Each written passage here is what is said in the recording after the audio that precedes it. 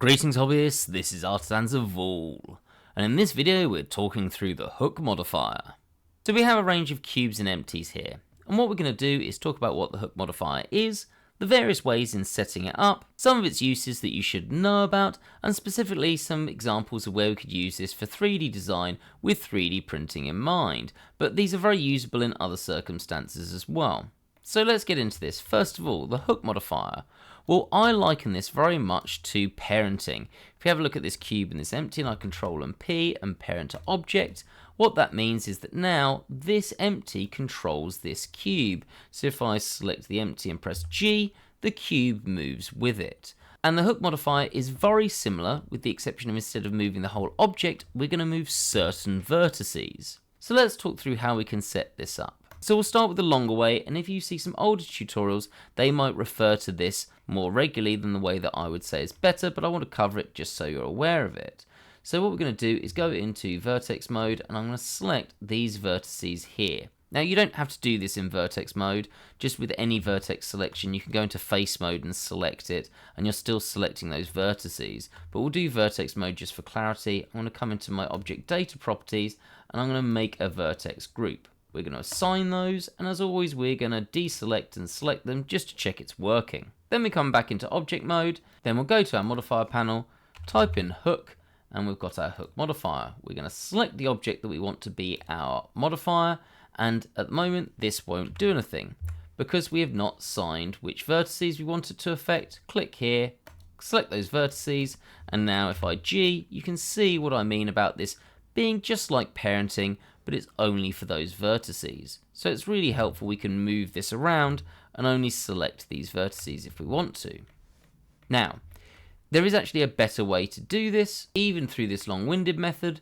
If we come here and type in hook and bring in our hook modifier, what people seem to get confused by is that this panel will change if we go into edit mode. So we'll select this object first of all to get that ready, and then we're going to come here and I'm going to go into edit mode. And in vertex mode, you'll notice suddenly we get these additional options. I can do that in face mode as well, just as well.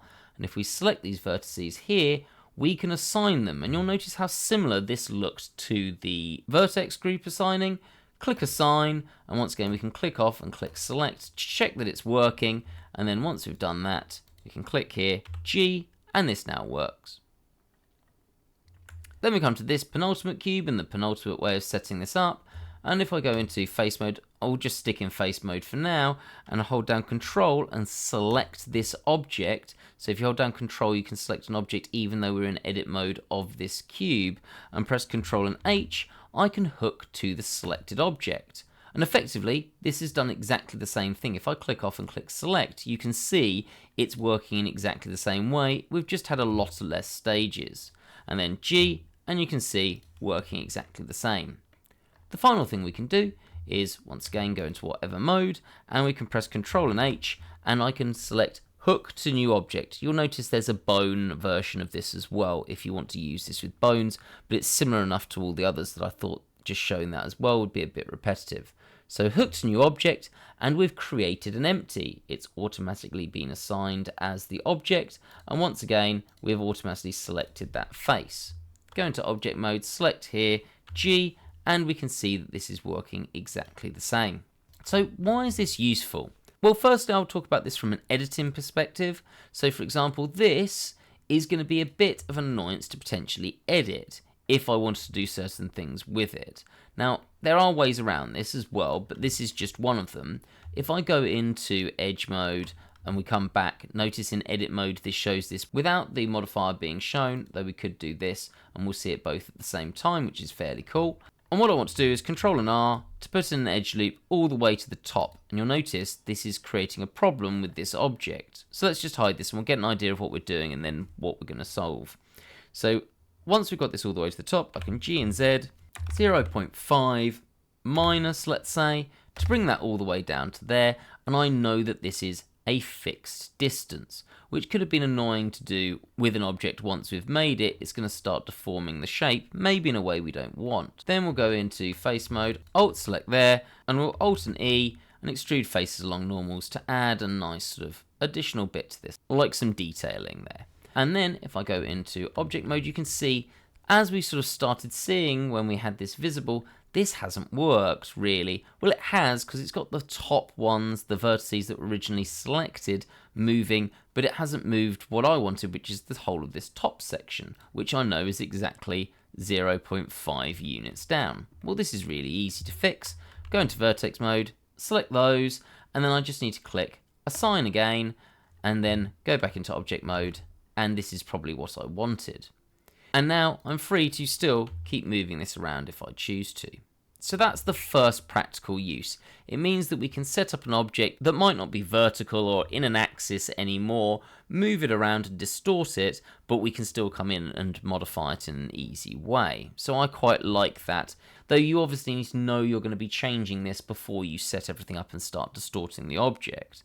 Otherwise you just do it destructively. Then, if we just Shift A and bring in a cube, and let's just Shift and D, we've got another really nice example. This is probably where this is primarily used by most people, unless animation's involved, and even for animation, this is a pretty typical use. What I'm going to do is make a cable between these two objects. I'm going to Shift Alt and C, and I'm going to use an add-on called Cable Rater because I'm lazy and I want to do this in a couple of seconds without fiddling around with handles and all of that annoyance. So let's just have no additional points on it, and I'm going to S to scale this up to somewhere around there. And you can see how nice Cable Rater is for this. Now, if you do want to have a look at some videos on Cable Rater, I've got a link to a playlist in the description. It is a really great add-on, and it does so many things that are so much cooler than just making the basic cable. So what we're going to do is go into edit mode, and you can see we can select our handle, Control, and then Control and H, and we're going to hook to this selected object. We're going to do the same thing with the bottom, Control, click on that one, Control and H, and hook to selected object. Now what's so great about this is if you've got any form of animation, or you've got a rigged model that you're going to 3D print, or you just might be moving your design around, now this cable is going to stay with your cubes, so you can move your objects around as much as you want, and this will still stay in exactly the same place on the relevant objects. This for me is insanely useful, as I'm often tinkering with my designs, and this is where the Hook Modifier becomes great. It really allows you to tinker with your designs. Now the final use case really exemplifies this idea of fiddling with designs. So let's say I'm making some terrain and I've been making this balcony, and at the moment I've got to the point where I wanted to make all the details of this because it helps me with my sense of scale, but I don't know exactly where my balcony is going to be. So for example, it might be a little bit higher or it might be a little bit lower, and I might need to tweak that, and then I'd have to come in and tweak each of these individual pillars. Well, this is an array, but either way, it's annoying. I don't want to have to do that. So what I can do is come in, vertex mode, select those vertices at the top, Control click there, Control and H, and hook to selected object. And now what's great about this is I can just G and Z, and it just changes the height of my pillars as I need.